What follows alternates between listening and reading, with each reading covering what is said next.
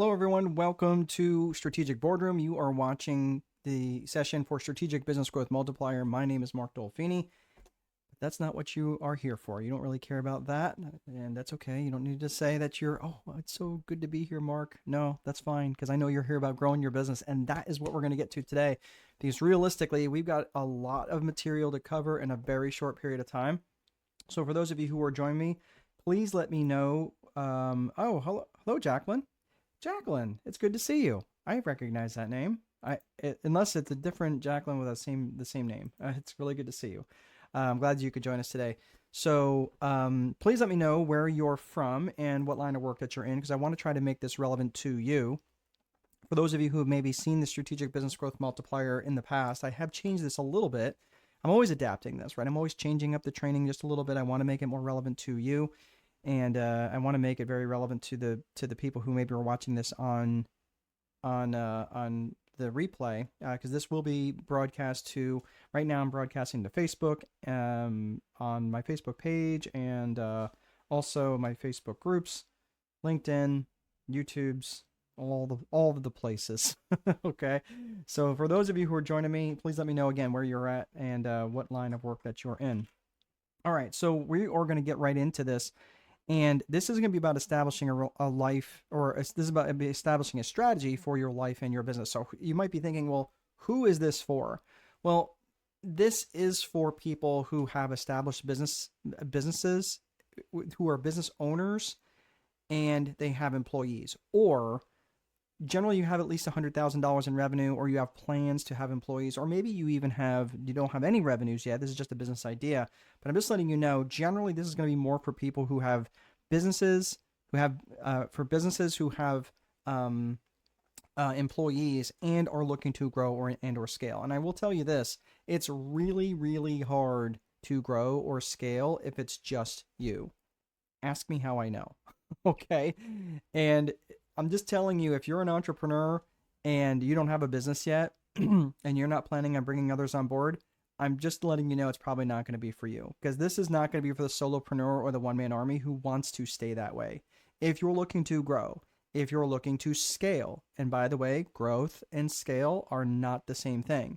But if that's what you're wanting to do, if you're just trying to stay where you're at and you're like, and you're really just kind of looking for coping mechanisms to make the suffering a little bit easier, this probably isn't going to be the session for you. However, if you are looking to grow your organization and you are okay with bringing additional people on board with you, then, and by the way, that doesn't necessarily have to be employees, but if you are looking to bring on people who might be subcontractors, they might be vendors, they might be doing other work that you're just not slated to do, because you can't do all these things. We're going to talk about the 4 core functions of business here in a little bit, but the 4 core functions of business, you can't do all 4. You just can't. Trust me, I have tried, and it's not an intelligence thing, it's a bandwidth thing. You just don't have enough gas in the tank. So again, no disrespect if that's you, if you're trying to stay a solopreneur, but this probably isn't going to be for you. So if you are talking about growing and scaling your business, you want to do that quickly, you're going to need to bring other people on board. And again, I did fight that for years, and I tried to do everything myself. And it's not that you can't do everything, but the reality is you can only do one thing at a time. And when you try to do all sorts of different things at a time, you end up fragmented and just kind of vibrating in place.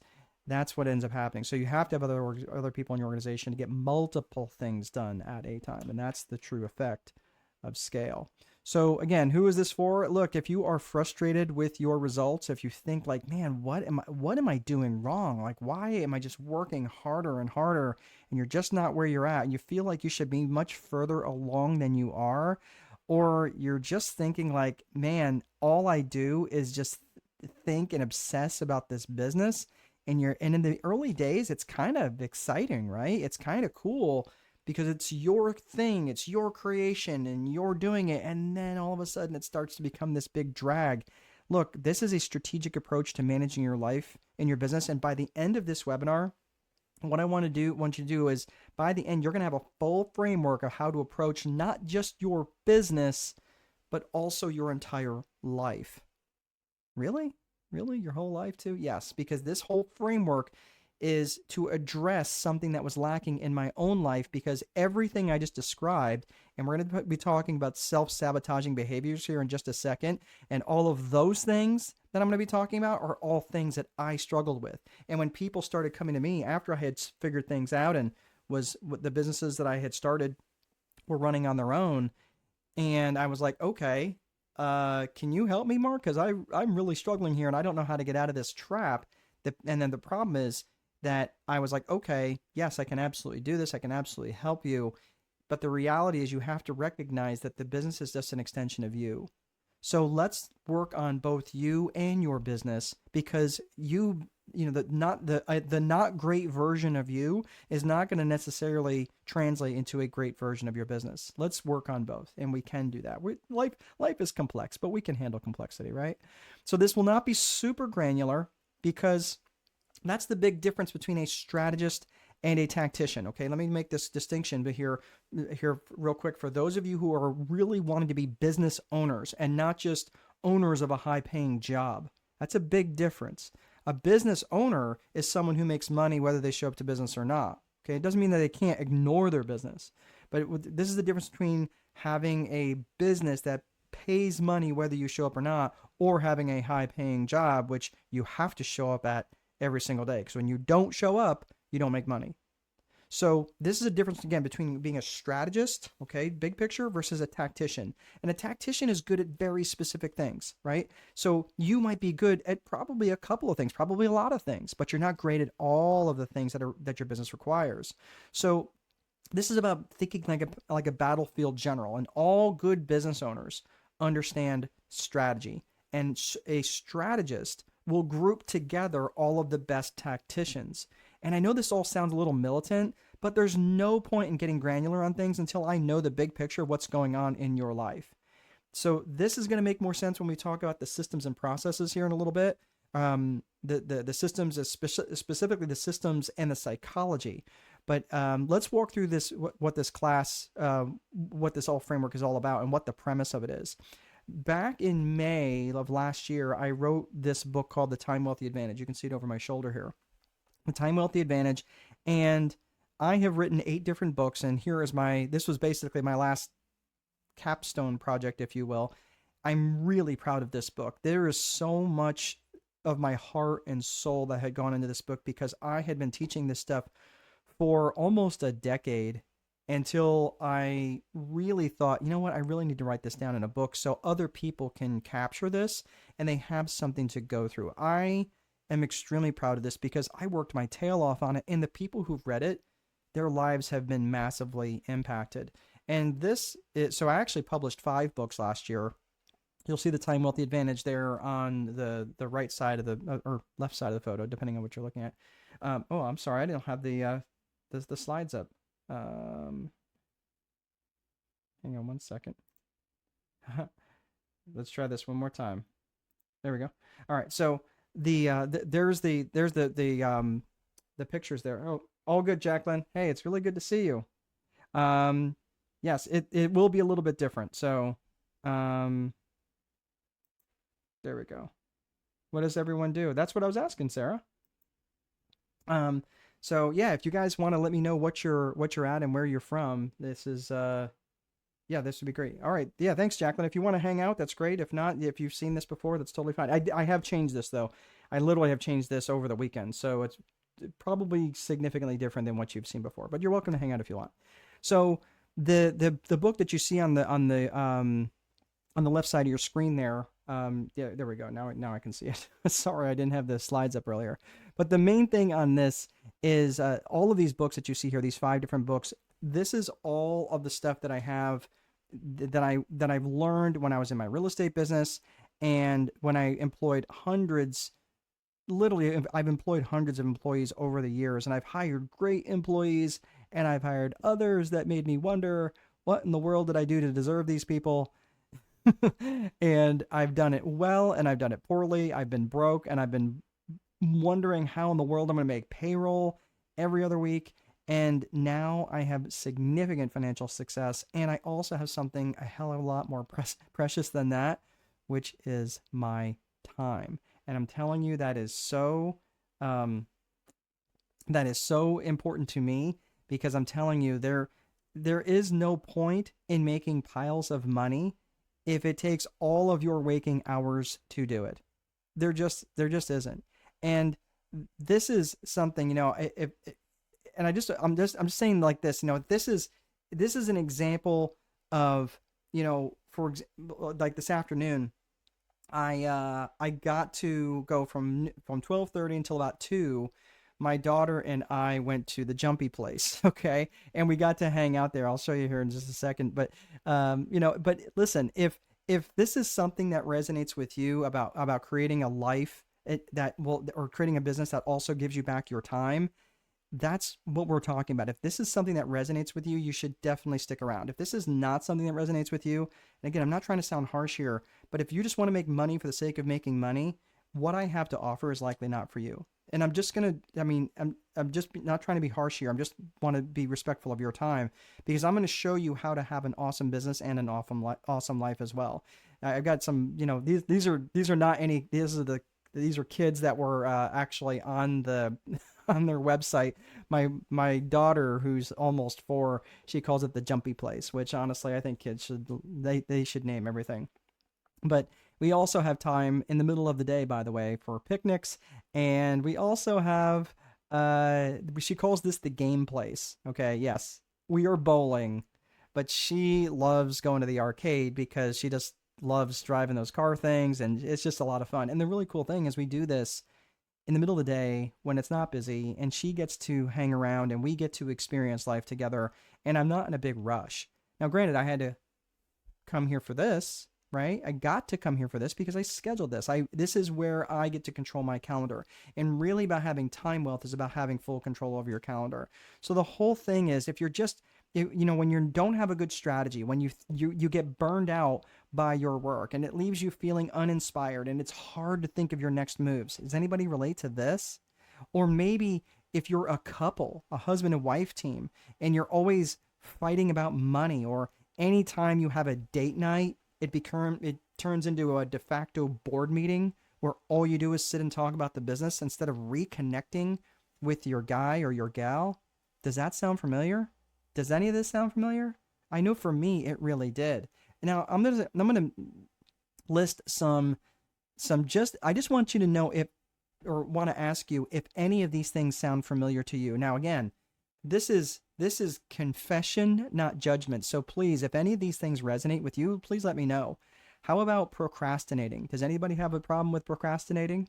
How about seeking perfection?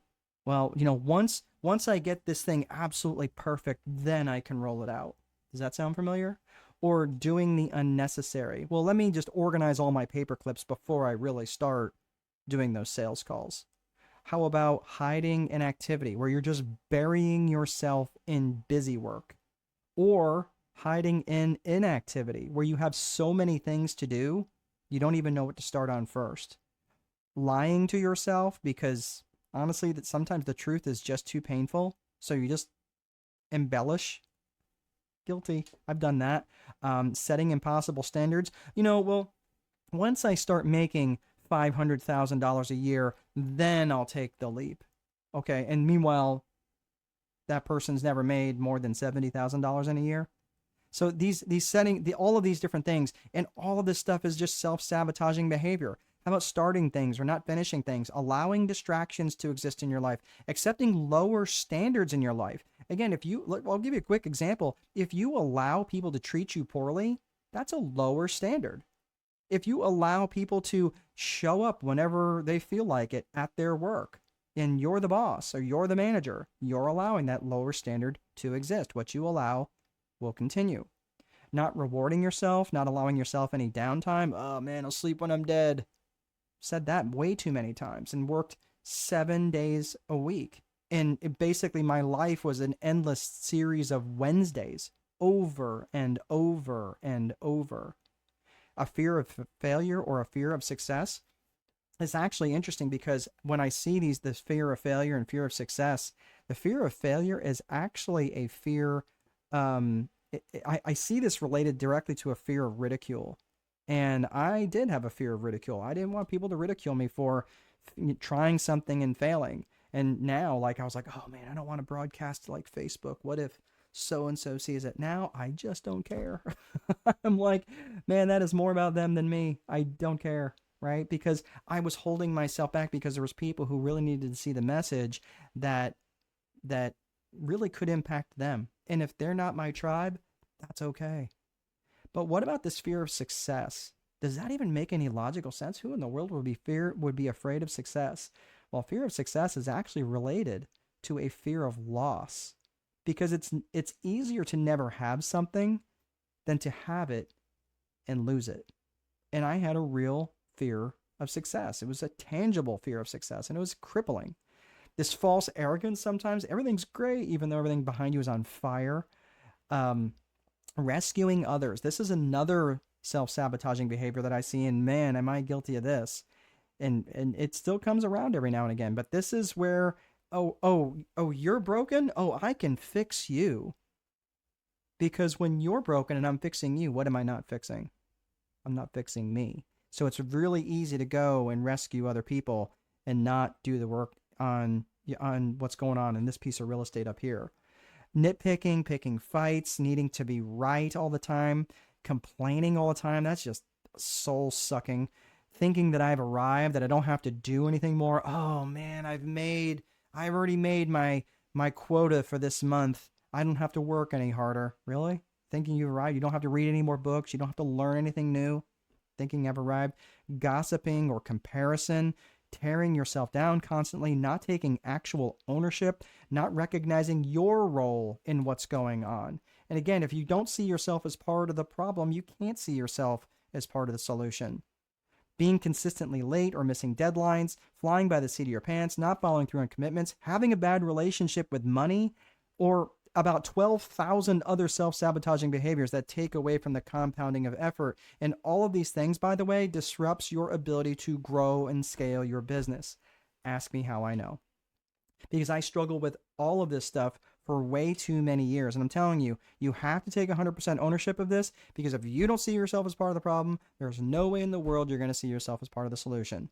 So this is what we're going to get to in the heart of changing all of this today, and how you can think strategically and take charge not only of your business, but of your entire life. So this is the basis of the strategic business growth multiplier.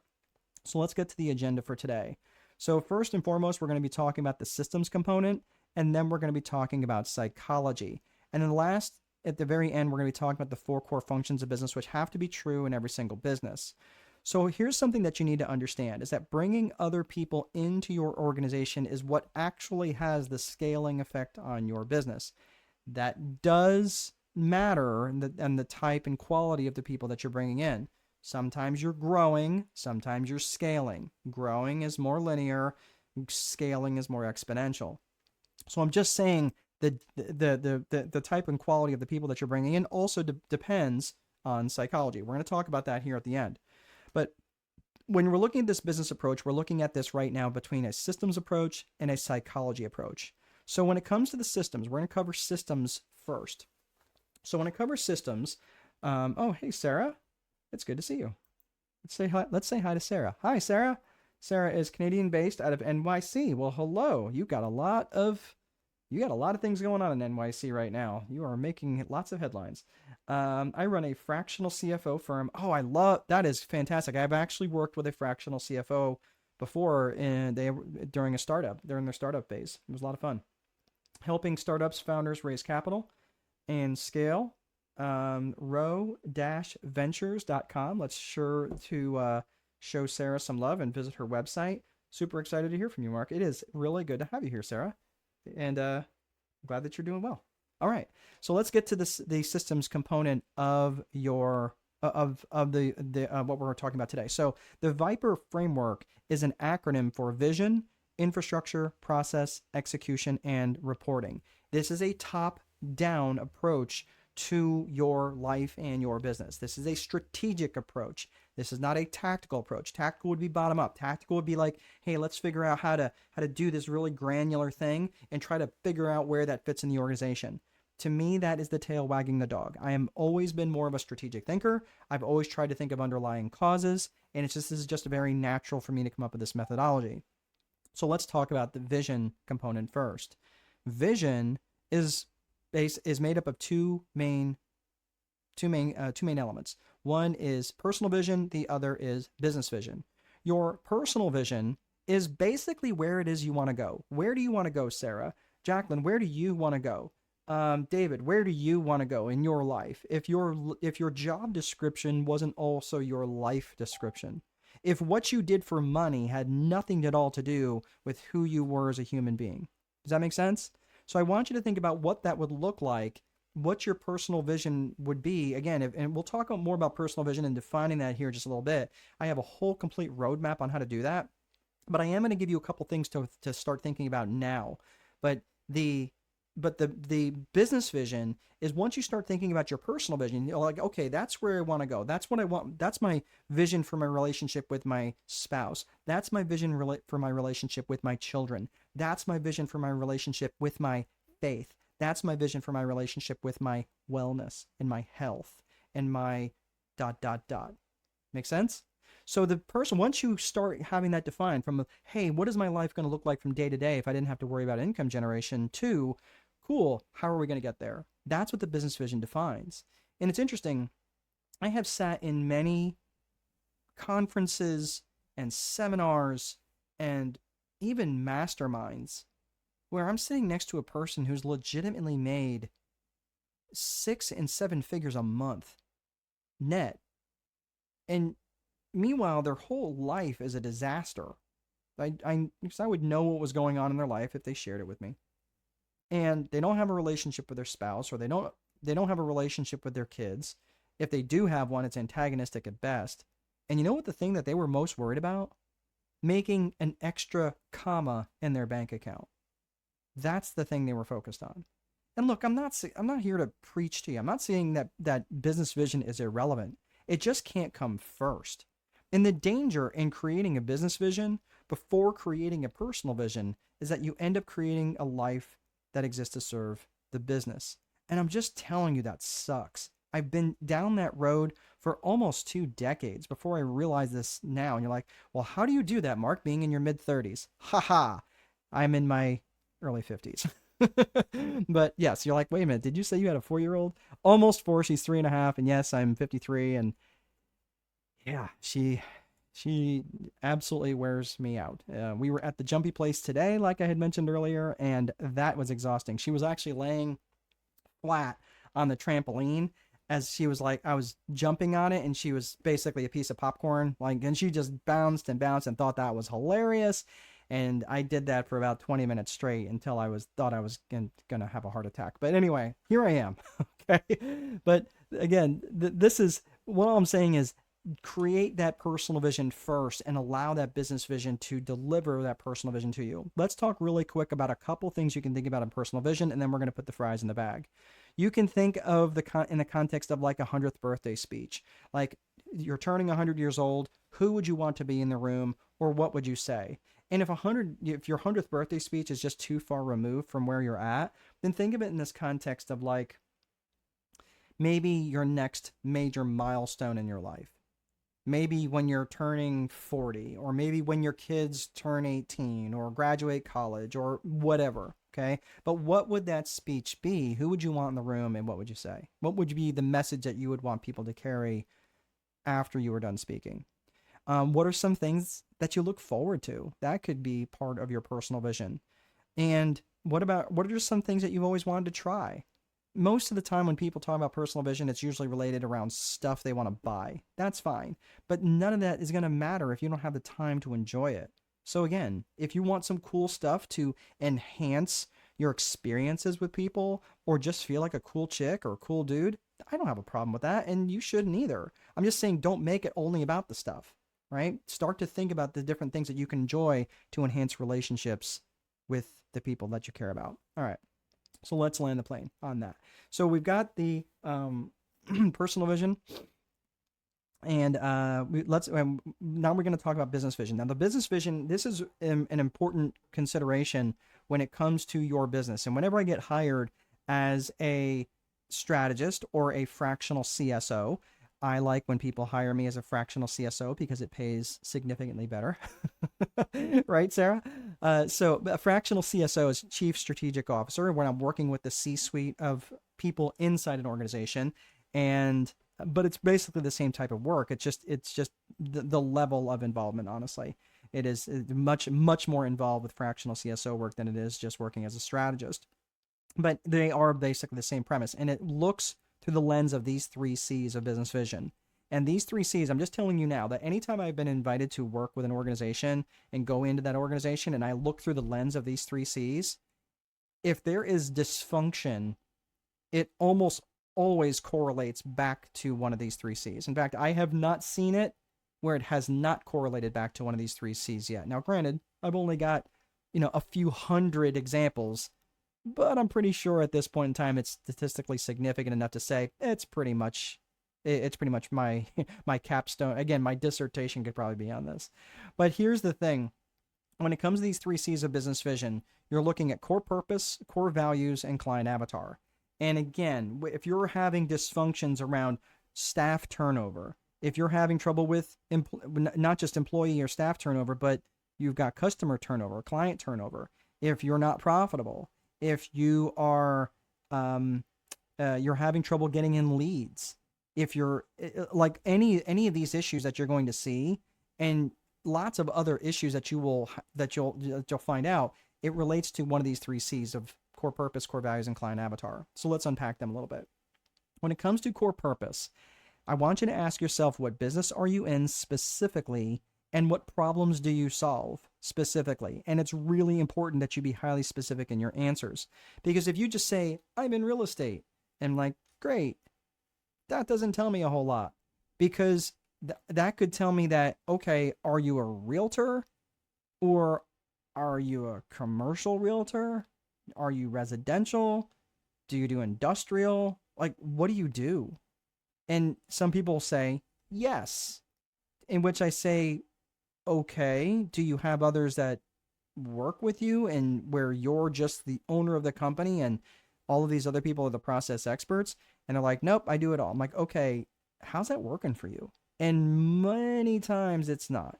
Many times, because they're so fragmented and they're splitting their attention in too many different ways, they end up being not good at any of them. And that's the problem, is that when people know you, you occupy a certain amount of mental real estate with them, right? There are people who know me specifically, and they will only know me as a Marine. I was a U.S. Marine, well, still a Marine, just not on payroll, but that's how they know me.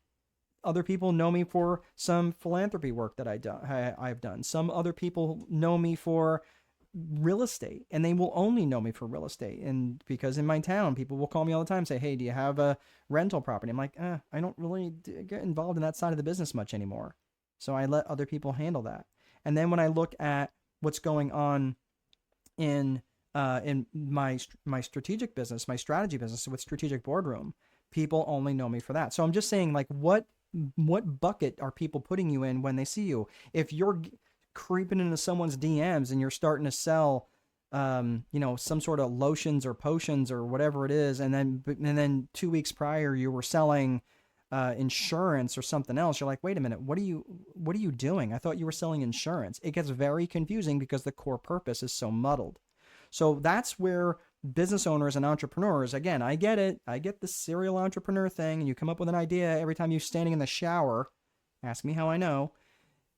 Listen, this is where you have to be really, really dialed into the core purpose of the business and be highly specific in your answers. Think of yourself like a mechanic, where a mechanic, they may own like a garage where they only will work on passenger rated vehicles, and they will do only certain types of work on passenger rated vehicles. Could they replace headlights? Sure. Could they replace wiper blades? Sure. Could they do brake jobs and mufflers and rotate tires? Sure. Would they work on your transmission? Probably not, because transmissions are highly specialized, right? So they would say, no, that's not really something we touch. Probably need to bring it to so-and-so. Okay? So that's where you start. This core purpose is really where you start to draw those boundaries about what you will do and what you won't do. Does Starbucks sell cheeseburgers? No, because they are in the business of selling coffee. Overpriced coffee, in my opinion. I'm not a Starbucks fan, but you know what? It's a brilliant business model, and they get a lot of people lined up at their door to do it. And trust me, the fact that I'm not buying Starbucks, they are doing just fine. Okay? But the point is that, sorry, my nose just started running all of a sudden. the thing is that when you are when you're looking at your core purpose, this is where you have to be really obnoxious about what you will do and a little obnoxious about what you won't. Okay, so this is where you start to develop that mental real estate and occupy that mental real estate of people who are interested in what it is that you're doing. So this is where again you're thinking. I want you to start thinking about that from the mechanic side of the business. Again, you work on passenger rated vehicles. Would they work on dump trucks? No. Would they work on your lawnmower? Probably not, because they couldn't charge enough to make it worth their while. So that's where you start to draw those boundaries in your core purpose. So let's talk about core values. Core values is what matters to you about this business, and how would the world be worse off if you went out of business. Remember that your business is an extension of you. Your business is an extension of you, and your personal core values frame what become your business core values. Let me say that again. Again, your business is just an extension of you, and your personal core values frame what become your business core values. Let me ask you something. Have you ever worked for a miserable boss and they just made your life total hell? Have you ever had a friend that started to wander off the reservation in life and you're like, dude, you're heading down a path I can't follow? Generally, the reason why both of those relationships were not going to work out was because there was violations of core values that you really weren't willing to compromise on. And that's not a bad thing. But that's why I'm saying when you start to recognize these excesses in your life, the excessively good and the excessively bad, and you start to say, okay, what were the excessively good things that if I could replicate those things over and over again, if I could spend an entire lifetime doing just that, that would be great. Something for me that's really important for me is discovery. You know how I figured that out? And this is also kind of related to your purpose, but you find these things by experimenting. You find these things by going and trying new things. And for me, like that's why I like to spend so much time on a kayak. I get on a waterway and just go discover, go up these inlets and find different things and get out and walk around a little bit and discover. That to me is just so cool. I really enjoy that. I also get exercise and I just like being outdoors and things like that. But for me, discovery is a big deal. That's also why I read 42 books last year and 41 the year before that. And I track all that stuff, by the way. But that's why I read so much, because discovery is a core value of mine. So think about why that would be important to you. Now, I know this is going to sound like, again, this core value stuff, it tends to sound really squishy, and I get it. But when you take the time to define your company core values, this is what creates a solid company culture. And your company culture and your company brand are inextricably linked. Company culture is what's experienced by people inside your organization.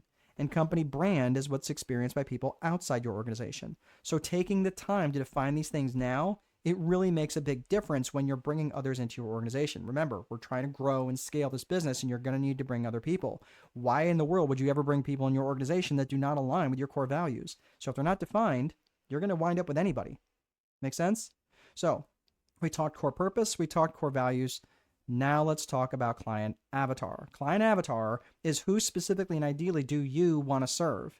So think about this in the context of geographics, demographics, and psychographics.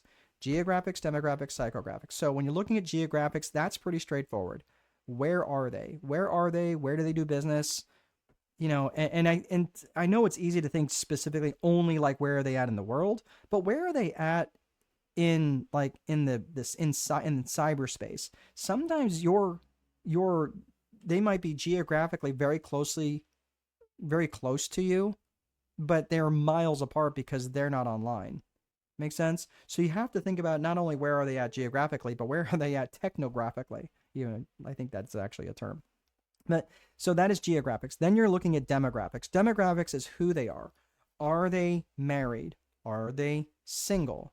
Do they have kids? Do they have no kids? Do they have teenagers? Do they have little kids? Are they old? Are they young? Are they educated? Are they not educated? Look at all the demographics that are important to you.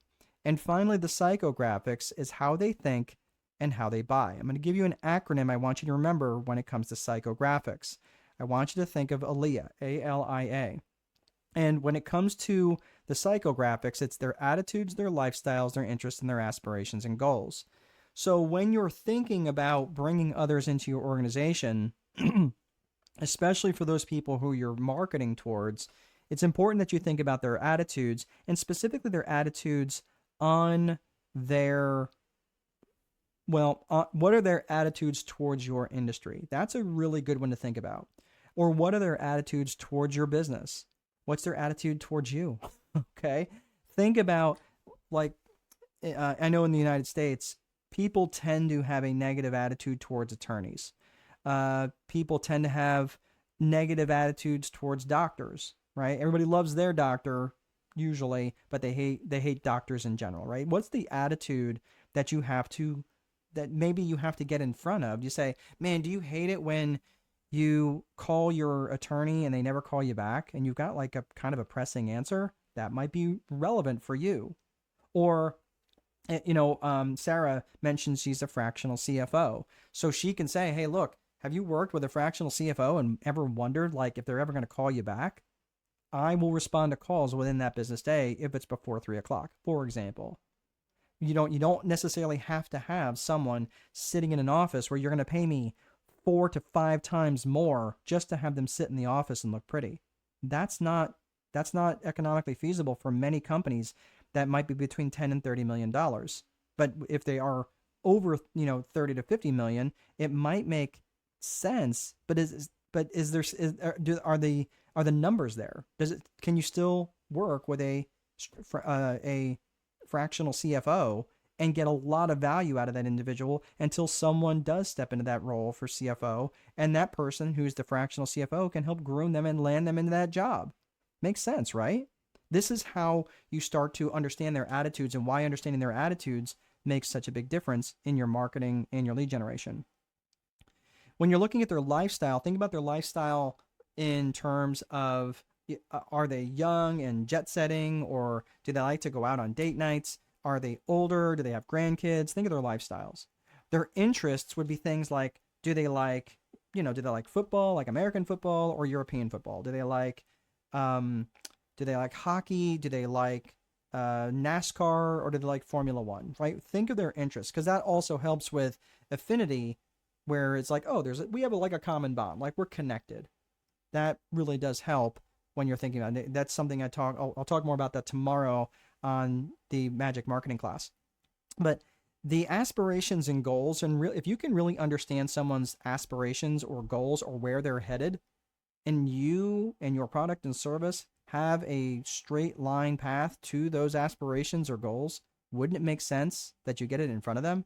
Yes, but you can't do this unless you know what your avatar's aspirations and goals are. For example, one of the things that I work with many business owners, and Sarah, you'll appreciate this, many of them don't even understand what a balance sheet or an income statement is. Now, my background's in accounting, so for me to educate them as a business owner, I'm not trying to make them into a bookkeeper. In fact, I love working with fractional CFOs because it makes their job easier, because they don't want to spend all the time educating them about what's the debit and credit. Dude, you don't need to know what a debit and credit is. You barely need to know what the chart of accounts is. Yes, you should be familiar with what it represents.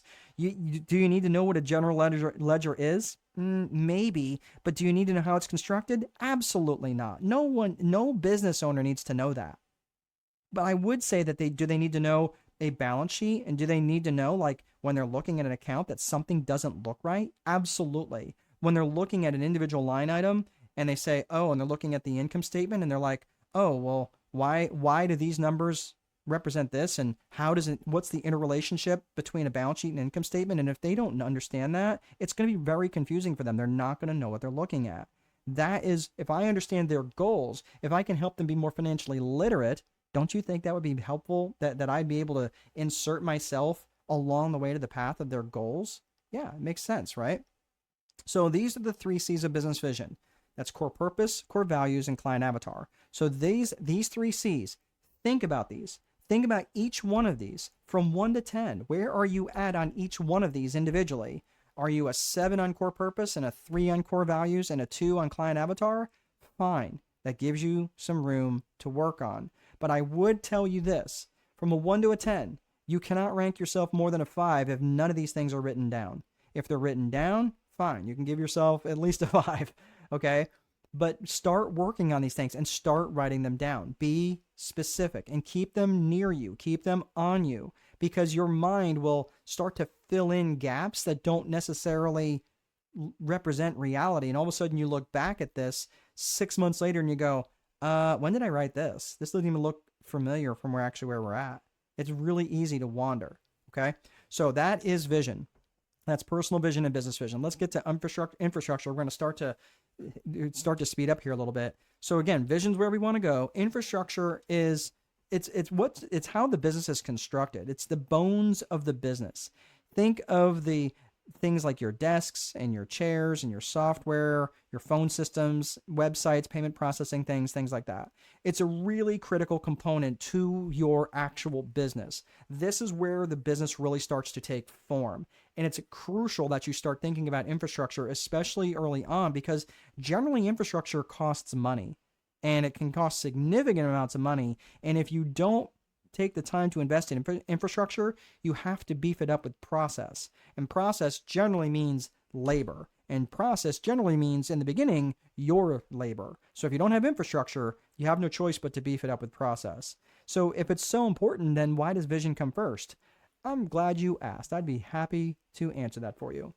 So let's say, for argument's sake, that Sarah, let's say that her vision is to lay on the beach in Spain for 2 months out of the year, rubbing cocoa butter on her belly. Okay, fine vision. If she constructs an infrastructure that's going to require her to return emails and phone calls in a timely manner, that's going to be a horrible experience for her when she's trying to lay on the beach for 2 months out of the year, rubbing cocoa butter on her belly. Okay, so vision has to come first. We're going to construct that infrastructure that's in alignment with our vision for the future. So that's the infrastructure. So we talked about vision, we talked about infrastructure, and now let's talk about process. Process is how you do stuff. So for those of you who are just joining, please let me know where you're at and what line of work that you're in so we can make this relevant for you. So process is simply how you do stuff. And when you're thinking about it from this perspective, there is both a tactical end to process and there's a strategic part of process. Let's get to tactical first. Tactical is how you do stuff from a day-to-day perspective. It's your standard operating procedures, SOPs, your checklists, your day-to-day activities. These are things that you're going to look at, that you're going to look at your opening procedures and your closing procedures and how you answer the phone and how you prepare bank deposits. All of these things are critical to your tactical processes. Now, if you look at the infrastructure and the tactical part of process, that is your system. So let's look at this in the analogy of, okay, so cool, that's the system. That's the system and the structure of the business. Well, here, that's fantastic, except you got to take and do something with it. You got to drive that in a strategic direction. Otherwise, it's like having a boat, having this ship, this warship, this battleship that you just built, and you leave it moored to the harbor. That's not what a ship is meant to do. A ship is meant to leave the harbor so you can go out and make some trouble. Otherwise, it's going to stay moored to the harbor and get battered around by whatever economic winds happen to be blowing through at the time. So this is why you have to be strategic, and that is why there's a strategic component to process. This is where you're going to drive your ship. This is where you're going to drive the direction you're going to send your company in, and that takes strategic planning. And that involves 3 Ps: the people, the purpose, and the promotion. So this, I could probably spend an hour on this by itself, but the strategic planning involves the people that you're going to need for this strategic plan. The people outside your organization and the people inside your organization. The people includes who you're attracting. The people generally, and it usually involves some sort of strategic plan to acquire more customers. Not always, but generally it does. Well, who are those people? Maybe you defined your avatar as married couples, and maybe mostly you are like, you know what, I really attract married couples, but you know what, I'm not opposed to working with a single female business owner. Okay, so maybe you start to carve that off and you start to isolate that in your marketing, for example. Okay, so who are the people that you're going to attract? And who are the people that you're going to need inside your organization? Are you going to need additional marketing people? Are you going to need salespeople? Are you going to need new vendors? Who are you going to need? What's the people component of the strategic plan? When you're looking at purpose, by the way, the people component, before I land that, the people component, where does that have to align with? That's right, it has to align with the client avatar, right? Because if you have the 3 C's of business vision we talked about earlier, so that's that's gonna be that component of the people part of that strategic plan. The purpose is also has to be in alignment with your core purpose, again from the 3 C's of your business vision.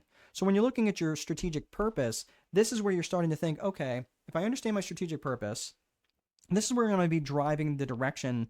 Again, where am I doing? Am I trying to go into a new market? Am I trying to, maybe I'm in the existing market and I want to increase market share. Maybe I want to launch a new product or service. Maybe I want to vertically integrate into an existing market, right? By offering something different offering.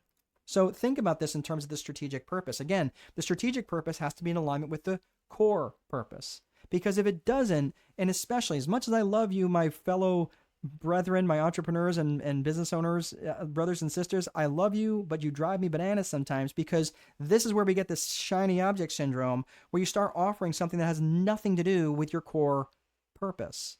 That's why we define core purpose. And your strategic purpose has to be in alignment with your core purpose. So this is, if it doesn't, that would be like Starbucks selling chainsaws.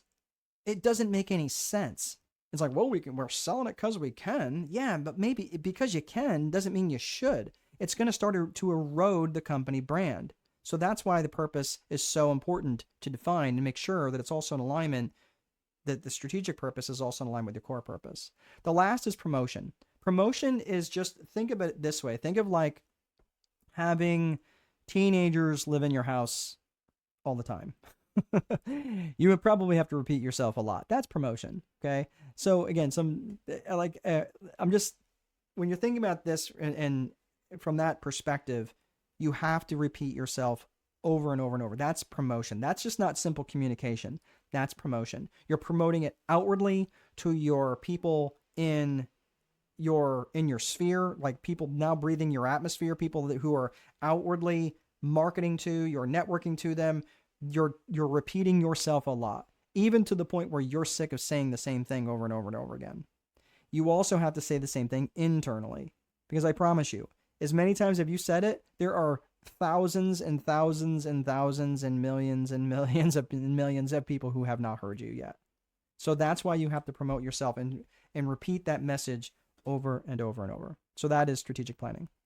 So again, that was the tactical part and strategic. The next component to the Viper framework is execution. And execution, this is so important because, let me just mention this quote here first by General Patton. A good plan violently executed now is far better than the perfect plan executed next week. This is where perfect becomes the enemy of done. That perfection trap we talked about and those self-sabotaging behaviors. And the reason why I define execution in the Viper framework is because most plans fall apart in their execution. And usually, again, this is where I see a lot of business owners where they have that list of 41 items they're going to try to get done today. Yep, we're going to get all these things done. Really? And all of those 41 items, are they needle moving activities? Are they super critical that they all get done today? Here's the problem, is that most business owners have way too many priorities. And having too many priorities has the same effect as having none. So this is where you start to boil these things down to what's called a daily 5. And the daily 5 framework are up to 5, not like multiples of 5. Say it with me now. Up to 5. One more time for the people in the back. Up to 5 highly specific actions that you can take, which will move the needle towards your vision or your strategic plan. Either one. But when you have a daily 71, you're not going to get any of them done. And you're certainly probably not going to get the needle moving activities done. What do I mean by the needle moving activities? Do I mean check email? Probably not. Or check voicemail? Or, generally when you have a list so big, you usually get the most irrelevant things done first. just so you can feel like you're gaining on something, making some sort of traction. So for me, the daily 3 is probably the most needle moving activities for me. So I like 3 because I can do 3 every day. If I try to do 5 every single day, I just get worn out. I can't keep up that pace. Me personally. But using the daily 3 is how I was able to write and publish 5 books last year. So just letting you know, this is exactly the sort of thing, is that it's not about trying to do all of these things. It's trying to be okay with saying no to certain things for a period of time while you get the more needle moving activities done first. Let's look at reporting. So we've gone through vision, infrastructure, process, execution, and reporting is the last one. Reporting is just basically tracking what happened. And you do that through both lead metrics and lag metrics. Lead metrics are based on your actions and activities. Your lag metrics are the results of those actions and activities. So really, when you're looking at your actions and activities and your results of the actions and activities, what are the things that you have the most direct control over? You have the most direct control over your actions and activities. You don't have any real direct control over the results. You don't have any direct result or direct control over the number of booked appointments. You have indirect control by the number of people you call, the number of cold emails you send out, the number of other activities that you're doing, right? That's your actions and activities. So if you don't like the results, and I would say generally, if you got between 1,000 to 1,500 data points and you're not getting the results that you want, maybe you need to tweak your actions and activities. It doesn't make sense to keep doing it after 1,000 or 1,500 data points. You're like, man, I'm just not getting the numbers. I'm just not hitting it. But you have to have enough of a data point, of a data set to really before you can start to make those adjustments. And I would probably say that 1,000 to 1,500 is probably the minimum. It really depends on what you're looking at. But I'm just saying that you really got to look at your actions and activities before you can start saying, well, let's try something different. Most people give up way too early and way too soon. So that's the Viper framework. And that's vision, infrastructure, process, execution, and reporting. And you can use this, and you should use this to start to think, okay, where am I weak? Where am I not? Where could I be struggling? And the reason I'm struggling is because one of these things isn't built out deeply enough. So let's look. That's the systems component. Let's look at the psychology. Sorry, I got to get a drink of water here. Okay. So the systems are important, but the systems are only going to get you so far. The systems will help you be stable. The systems will help you be consistent, and they will absolutely help hold you accountable. However, systems are limited because they don't make subjective decisions. They're just not meant for that. Or adapting to rapid market changes. Coming up with creative solutions is not what a system is for. And it's also for establishing or maintaining human connections. Yes, I know email automations are all the rage, and that's been going on for quite some time, and AI is just adding more to that. But I'm telling you, you're not going to substitute the real human connection. And if someone feels like they're talking to a bot, I'm just letting you know, man, like you can get away with it for a while, and people are like all about, oh, AI will do the calls for you. Yeah, I don't know. I'm just saying, I think a lot of people are selling, and I think at some point people are really going to want a human connection, especially for things when it comes to selling, customer service. They're just going to want that. So this is where we're going to be talking. We talked about the systems approach. Now let's talk about psychology. What psychology, there's two components to psychology. There's individual and personal psychology and business and organizational psychology. When it comes to the personal psychology, you're looking at things like self-worth, self-management, limiting beliefs, emotional intelligence, things like that. Even, again, those self-sabotaging behaviors. When you're looking at business and organizational psychology, you're looking at things from an external perspective and an internal perspective. Let me look first really quickly at personal psychology. So when we're talking personal psychology, this is absolutely critical. Remember, your business is just an extension of you. So if you're coming into your organization with self-worth issues, self-management issues, leadership issues, limiting beliefs, and all of these different things, these, which by the way, will directly lead to self-sabotaging behaviors. Remember the self-sabotaging behaviors we talked about of procrastinating, seeking perfection, lying to yourself, setting impossible standards, not finishing things, you're starting things, not finishing things, allowing distractions, having a fear of failure or fear of success, rescuing other people, working on their mess instead of your mess, complaining, picking fights, tearing yourself down, gossiping, and being consistently late, and having bad relationships with time or money, and all these different things. This is directly related. This is the head trash you're bringing to your business. Now, there's lots of things you can do to help offset this stuff, but I'm just telling you, you've got to work on these mental components, these personal psychology components, and you can. There's ways to do this, but I'm just saying, like, this is something just to make you aware so you can start to work on this stuff, because I'm telling you, the stuff that you're bringing to your business may not be helping and is actually killing your business. When you're looking at the business psychology, this is the business and organizational psychology. So I'm actually in a PhD program right now for business and organizational psychology. And when you're looking at this aspect of it, there's an external component and an internal component. The external component to business psychology are things like buying psychology, vendor psychology, which would relate to like negotiations, and even things related to politics. And I'm not talking office politics. I'm talking actual politics that go on in the world and how it impacts your business. And I promise you, you start growing your business of a certain size, you are going to attract politicians. It's just the nature of things. You will attract, especially like where my business is located, where this building is, it's right on probably one of the busiest streets in my town. And I don't know, about 1 million cars go past it every day. Probably not that many. It just seems like 1 million. It seems like 1 million that have bad mufflers. I don't know. But anyway, there's a lot of cars that go back and forth. Of course, they want to put political signs out there, and I've made it a policy from early on. I will not put political signs in my yard of my business. Just not me. That's not what I'm going to do. If that's different for you, I'm not going to tell you it's wrong. For me, it's just not a good fit. I'm just letting you know that that's the sort of thing that starts to attract politicians. When you're looking at internal business psychology, you're looking at things like management and leadership. I am going to specifically talk about leadership. Management and leadership are not necessarily, they are not the same things. Because leadership is really about aligning people to a common purpose, where management is really about navigating the differences that show up. So let me talk really quickly about leadership.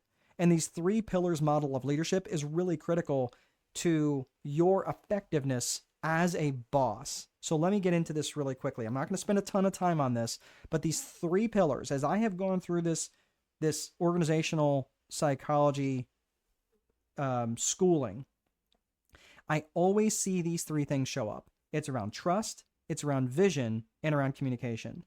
This is what I'm talking about when you have to, to be an effective strategic leader, you have to have an ability to get their trust. And you have to create trust with the people in your organization. If you cannot create trust with these people, I'm telling you, you're not going to be an effective leader. People may see and share your vision. They may understand it. They may think that you're the most amazing communicator. But if they don't trust you, they will not follow you. If they don't trust you, they will do only what is asked and not anything more. And you will have to ask. Okay? So, let's see here. We got someone that says hello. Sajidul, software engineer and web designer. Oh, fantastic. Builds custom softwares with AI integration and converting websites with local SEO, AI SEO. Fantastic. Good to have you here. Let me know where you're from. So you might be, so that's the trust component. What about vision? Vision is really about having a shared vision where you're enrolling people into your vision, not just you coming down like Moses off the mountain and telling them what the vision is going to be. You're actually having a conversation with them and say, hey, would you feel if the company head in this strategic direction? Or what do you think about the company heading into this strategic direction? Getting their buy-in, even if it's not something they agree with, at least they've been asked. And having that conversation is part of having a shared vision, because people are far more likely to carry a ball that they have helped inflate. So, will they, let's say that they do trust you. Let's say that you are, again, an awesome communicator, but there's no vision, there's no shared vision. If it's just your vision, like, screw you, dude, that's your vision. Or they don't really even know why they're doing the work, the work is going to be meaningless to them, and they're just going to start showing up for a paycheck. There's no moral code to what they're doing. There's no real impact they're having. And I'm telling you, for younger workers, millennials, that is a big thing for them. They want to know that they want to feel like they're making an impact in the world, not just collecting a paycheck. The last component is communication. Again, let's say that they trust you. Let's say that you do have this shared vision, but you're a horrible communicator. You respond back in all caps, or you give one-word answers on return emails, or you scream at people, or you don't communicate often enough. That, my friend, leaves you in a very poor as a poor communicator, bad communication component, or in that column, and you are not going to be an effective leader, and people will not understand why. You will not understand. I don't understand why people don't follow me. Just saying, look, I'm not the best communicator, but I mean orator at least. But I do feel that that I'm bringing people into the conversation, and I'm allowing them, and I'm listening, and I'm allowing them to communicate with me. Where as a boss, as a leader boss, this is what's really important, and then that's the title of my next book, called Leader Boss. What I'm saying is, it's not just communicating with a megaphone, it's communicating with a telephone. It's letting them know that I want to hear back from them. Okay? So does leadership really matter? Is it one of these squishy things? I'm telling you, when I see leadership, and again, I'm mentioning this about Leader Boss, and I see where you've got two components that bosses struggle with. They struggle with caring, and they struggle with candor. And the problem with too much caring, the problem with too much compassion, is that they tend to get walked all over. That's the problem. That's a big problem. When there's too much compassion and not enough candor, not enough, hey man, I need to hold you accountable to this. Like, you said you were going to show up at this time and you didn't. Let's talk about that. And if you show up with too much candor and not enough compassion, not enough caring, people are like, man, the heck with them. All they care about is their money. You have to show up with equal amounts of caring and compassion and candor, and telling people the things that they need to hear. Make sense? So there was a study that had been done by Jim Collins and Morton Hansen, who wrote the what was the name of that book? Oh, Great by Choice. It sits here on my bookshelf. Great by Choice by Jim Collins and Morton Hansen. And they did a study of companies over 30 years. And they were identifying these companies that were just amazing companies. And these level 5 leaders, John Maxwell identified level 5 leaders slightly differently, but basically Jim Collins or John Maxwell, these level 5 leaders were the heads of the organizations, and these were people who really put their organization before themselves. And what they did, these people, they drove companies which were significantly more profitable. They grew much faster than their industry counterparts. They had a really strong company culture, and wouldn't you know, they had very defined core values. Oh my God, it shows back up again like a bad penny. Yeah, I'm not just making this stuff up. This is all stuff that's based in research. And some of the companies that they looked at were companies you may recognize: Amgen, Intel, Microsoft, Southwest Airlines. And if you look at the returns that they represented over the course of 30 years, those are multiples, by the way, not percentages, multiples. That means Amgen, if you put $1,000 in the stock market and $1,000 in Amgen, you would have earned 24 times more money by investing in Amgen. You would have earned 63 times more money if you invested in Southwest Airlines versus the overall stock market. That's what I'm talking about. So in these companies that I'm referencing, they frequently list or are listed on the 100 best places to work, and they often have the highest stock returns. So I'm telling you that leadership makes a huge difference. And because growth requires change, in fact, growth necessitates change, leadership is what manages that change. So if you're asking questions like, how do I get my people to care as much as I do? Or, hey man, I feel like I should be much further along in my business. You got to know this. The speed of the leader is the speed of the team. And if you're taking too long to make decisions, or you're not adapting, or you're not growing, you're not learning, you're not spending time on webinars like this and outside webinars like this, training yourself, getting into coaching programs, getting into training programs. For me, I don't need a PhD, but you know what? That's part of me sharpening my saw and getting better for you guys. You guys get the benefit.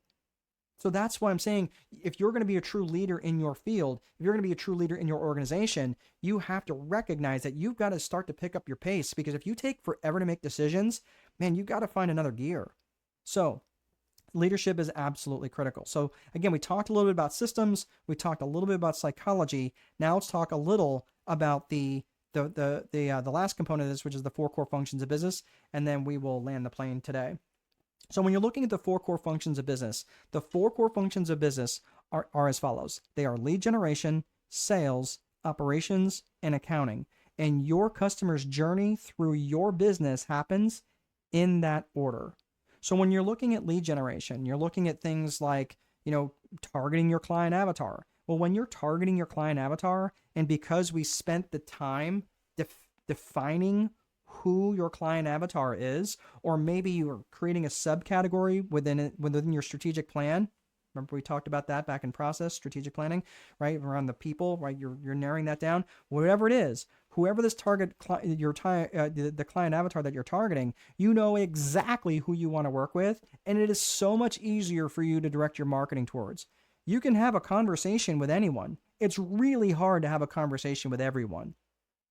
It's kind of funny when I go home. Both my daughter, who's 3.5, and my bride, who's 40.5,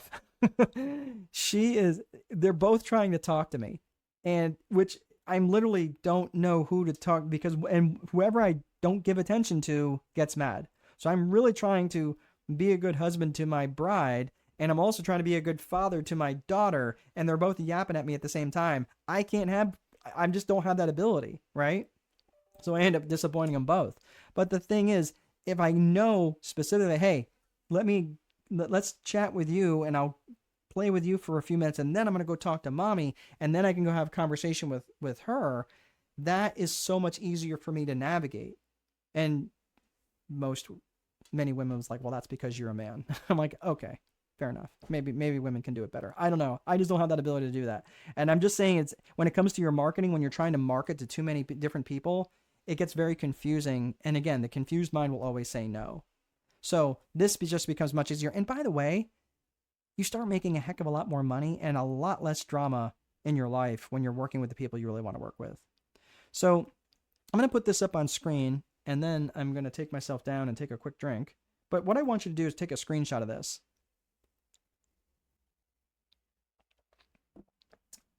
So, and Sagito is saying you're from Germany. Excellent.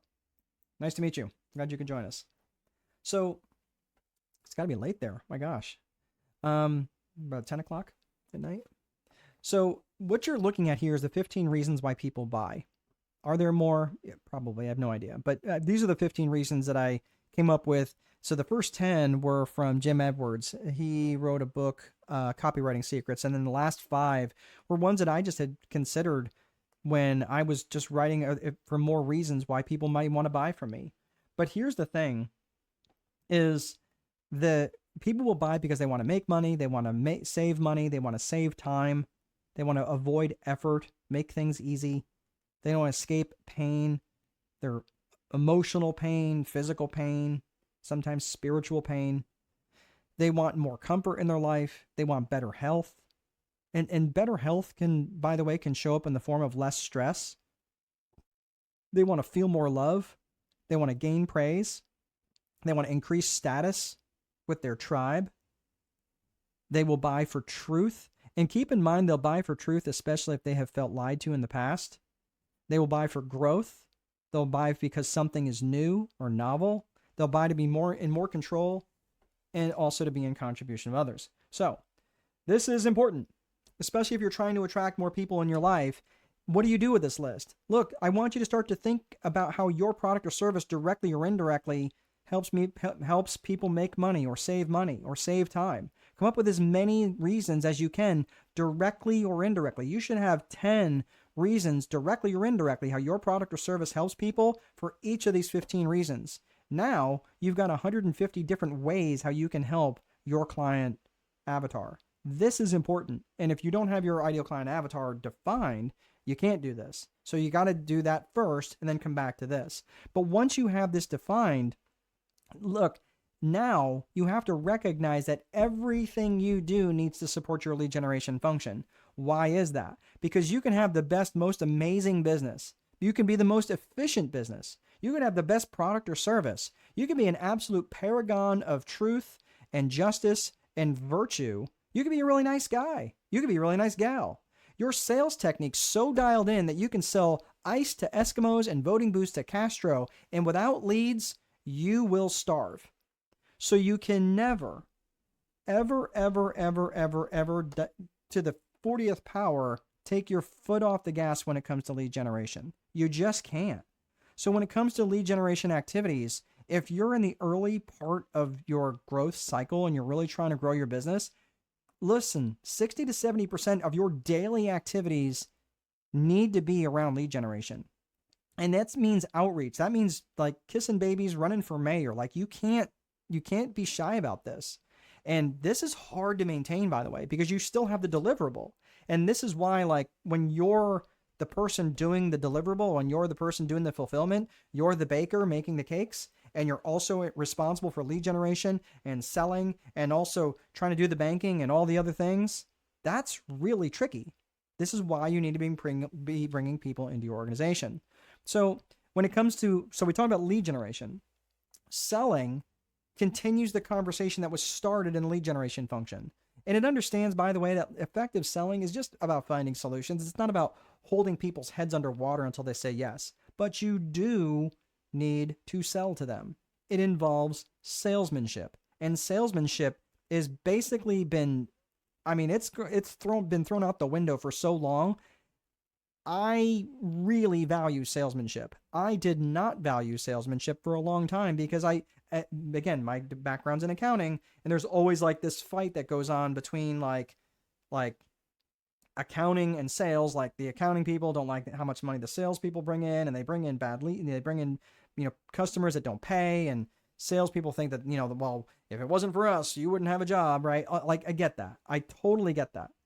But the thing is, you have to make sure that you're showing up and really affecting some good salesmanship.